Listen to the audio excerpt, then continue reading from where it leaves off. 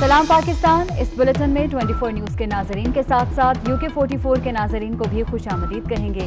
मैं हूं मदी हसन। मैं हूं अली आरिफ। आप हमारी लाइव स्ट्रीमिंग YouTube पे भी देख सकते हैं। youtube.com/24newshd पर सब्सक्राइब कीजिए। हेडलाइंस आप जान चुके हैं, बुलेटिन का करेंगे बाकायदा आगाज और सबसे पहले आपको बताएं इलेक्ट्रिक की गैर एलानिया लोड शेडिंग और ओवर बिलिंग के खिलाफ एहतजाज किया जा रहा है। नुमाइंदा समर अब्बास इस वक्त धरने में अमीर जमात इस्लामी के साथ ही मौजूद हैं, उनसे मजीद बात करेंगे। और समर बताएगा क्या मुतालबात हैं जमात इस्लामी के। हाँ जी बिल्कुल, देखें जमात इस्लामी कराची की जानिब से यहाँ पे शारा फैसल नर्सरी के मुकाम पर के इलेक्ट्रिक के खिलाफ एहतजाजी धरना जारी है। इस वक्त हमारे साथ जमात इस्लामी कराची के अमीर हाफिज नईमुर रहमान मौजूद हैं, उनसे मजीद जानते हैं कि इनके क्या मुतालबात हैं। ये बताइएगा हाफिज साहब, क्या मुतालबात हैं आपके? सीधा सीधा मुतालबा है कि ये जो अवाम दुश्मन और कराची दुश्मन फैसला है इमरान खान का 3 रुपये फी यूनिट बढ़ाने का फौरी तौर पर वापस लें, के इलेक्ट्रिक का लाइसेंस मनसूख करें, इनका फॉरेंसिक ऑडिट करें, हमारे जो पैसे हमें वापस करें जो लूटे हैं इन्होंने। बस सीधी सीधी बात है। और सुप्रीम कोर्ट इसका नोटिस ले, अगर ये हुक्मरान ने कुछ नहीं करते तो सुप्रीम कोर्ट नोटिस ले। हम यहाँ पर खड़े इसीलिए बैठे हैं, कोरोना की वबा में रिस्क लेकर लोग यहाँ पर आए हैं, तो इसलिए आए हैं कि मायूस है हुक्मरानों से। और हुक्मरान जो हैं वो तो आज गवर्नर हाउस में उन्होंने कही के हक में फैसला दे दिया, गैर एलानिया लोड शेडिंग नहीं होगी। अरे भाई, इसका मतलब है लोड शेडिंग तो होगी। ये कौन सा फैसला आपने किया है? फिर आपने ये भी फैसला कर लिया इनको मजीद ऑयल दे देंगे, मजीद गैस दे देंगे। 90 अरब रुपए की सब्सिडी आपने 2018-19 में दे दी। तो बहरहाल ये चीजें काबिल कबूल नहीं है, इसलिए हम यहाँ पर बैठे हुए हैं और धरना दिया हुआ है।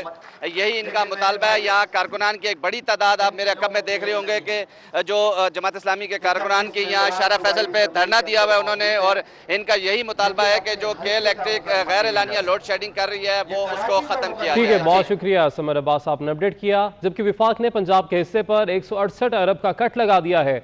सूबाई हुकूमत की माली मुश्किलात बढ़ गई हैं, तरक्याती प्रोग्राम मजीद सुकड़ने का खदशा है। पूरा साल शदीद माली बहरान का सामना रहेगा। इसी हवाले से मजीद जानेंगे हमारे नुमाइंदे अली रामे हमारे साथ मौजूद हैं। अली, क्या तफसीलात हैं? बिल्कुल अली, मामला ये है कि एक सूबाई गवर्नमेंट्स के शेयर होते हैं वफाक की तरफ, क्योंकि FPR जब टैक्स की कलेक्शन करता है तो उसमें तमाम सूबाई हुकूमतों को शेयर जो इंडिविजुअल पूल की मद में दिए जाते हैं। तो इस मरतबा महकमा खजाना पंजाब की तरफ से बताया गया है कि उनको जो डिविजिबल काबिल तकसीम हासिल की मद में शेयर वफाक से मिलने थे वो बहुत कम मिले हैं। और उसमें बताया गया कि 16 खरब की डिमांड की गई थी पंजाब हुकूमत की तरफ से, लेकिन उसमें 14 खरब 33 अरब का जो डिविजिबल पूल है वो हुकूमत वफाक की तरफ से बाकायदा तौर पर मंजूर किया गया है।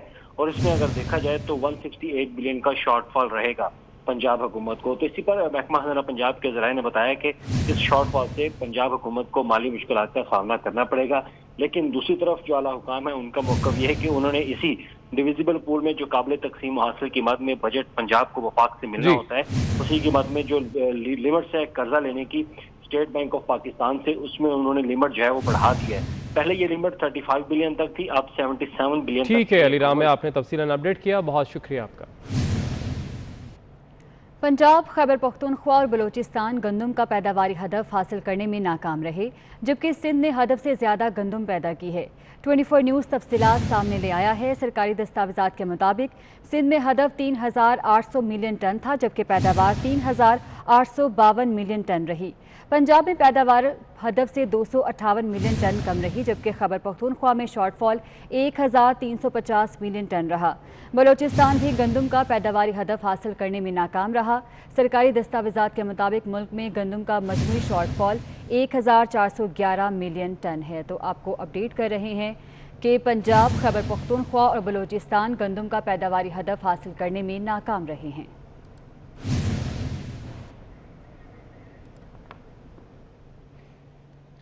जबकि आपको बताएं कि मुल्क में गंदम की पैदावार में कमी के बाद कपास की काश्त का हदफ भी पूरा नहीं हो सका।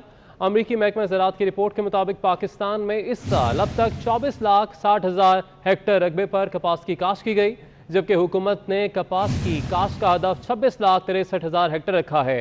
कपास की पैदावार 14,15,000 मेट्रिक टन होने का अंदाज़ा है, जबकि मुल्की ज़रूरियात का तखमीना 22,43,000 टन है, जिसके बायस पाकिस्तान को तकरीबन 850 टन कपास की दरामद करना पड़ सकती है। तो आपको बता रहे हैं, मुल्क में गंदम की पैदावार में कमी के बाद कपास की काश्त का हदफ भी पूरा नहीं हो सका। कोरोना के खतरे के पेश नज़र 4 माह से थिएटर बंद हैं, फनकारों के चूल्हे ठंडे पड़ रहे हैं। ملتان کی معروف سٹیج اداکارہ مدیحہ ملک چولہا جلانے کے لیے کپڑے سینے لگی ہیں۔ وسیم شہزاد کی رپورٹ۔ یہ ملتان کی 35 سالہ معروف سٹیج اداکارہ مدیحہ ملک ہیں، جن کی سٹیج پر ایک مسکراہٹ لوگوں کے لیے راحت کا سامان ہوا کرتی تھی۔ میں کام یہ اس لیے کر رہی ہوں کہ چلو میں عوام تکر لوگوں تکر اس لیے آواز پہنچانا چاہ رہی ہوں کہ میرا یہ سلائی کا کام جیسے بھی سٹارٹ کیا ہے کہ مجھے کپڑے بھی دیے جائیں، تو کوئی جہاں تک سپورٹ کی جائے، مجھے سارے سپورٹ کریں۔ معروف اداکارہ کا کہنا تھا کہ فنکاروں کے حالات بدتر ہوتے جا رہے ہیں، حکومت ہوش کے ناخن لے، کہیں ایسا نہ ہو کہ فنکار کرونا سے پہلے بھوک سے مر جائیں۔ تھیٹر بند ہوئے ہیں تو بالکل پریشان ہو کے بیٹھ گئے ہیں، گھر کے بل ہیں، گھر کا اخراجات ہے، میرے 4 ماہ ہو گئے میں نے بل بھی نہیں بھرا ادا کیا، اور میں کچھ فریج اٹھایا تھا قسطوں پہ، ابھی تک میں نے اس کا قسط بھی نہیں ادا کی، اب 4 ماہ پکے ہو گئے۔ معروف اداکارہ کا کہنا تھا کہ جس طرح ضروریات زندگی کی باقی تمام چیزوں کو کھولا گیا ہے، اسی طرح تھیٹرز کو بھی SOPs کے تحت بحال کیا جائے تاکہ فنکار اپنا بھرم قائم رکھ سکیں۔ کورونا کے خدشات کے باعث ملتان کی معروف سٹیج اداکارہ مدیحہ ملک اپنے گھر پر سلائی کرنے پر مجبور ہیں۔ کیمرامین محمد ہارون کے ساتھ وسیم شہزاد، ملتان۔ جبکہ وفاق نے پنجاب کے حصے پر 168 ارب کا کٹ لگا دیا ہے۔ صوبائی حکومت کی مالی مشکلات بڑھ گئی ہیں، ترقیاتی پروگرام مزید سکڑنے کا خدشہ ہے، پورا سال شدید مالی بحران کا سامنا رہے گا۔ اسی حوالے سے مزید جانیں گے ہمارے نمائندے علی رام ہمارے ساتھ موجود ہیں۔ علی، کیا تفصیلات ہیں؟ بالکل علی، معاملہ یہ ہے کہ ایک صوبائی گورنمنٹس کے شیئر ہوتے ہیں وفاق کی طرف، کیونکہ FPR جب ٹیکس کی کلیکشن کرتا ہے تو اس میں تمام صوبائی حکومتوں کو شیئر جو انڈیویزیبل پول کی مد میں دیے جاتے ہیں۔